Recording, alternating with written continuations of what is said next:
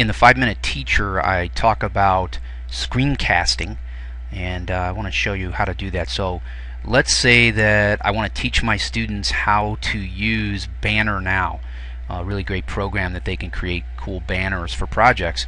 I'm going to use Jing. Now, I've already installed Jing, and what you would learn once you've done that is you will get a sun is what it looks like up here on the top of your screen.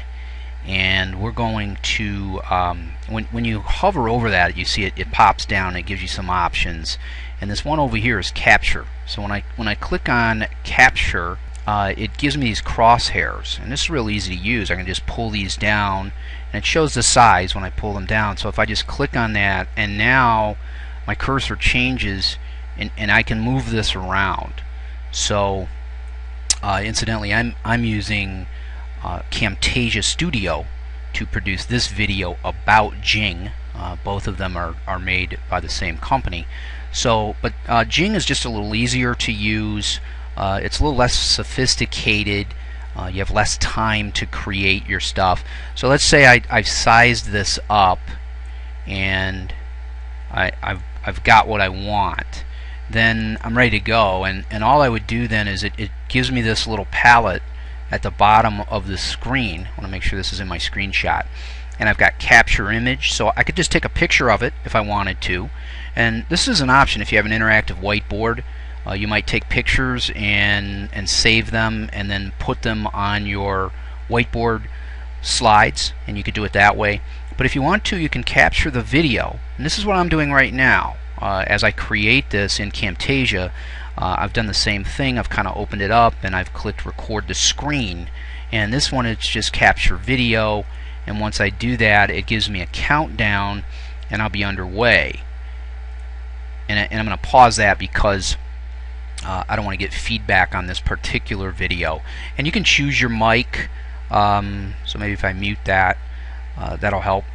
And then I've paused, which is great, and I can resume that. So now what I would do is I would just talk through like I'm doing on this video.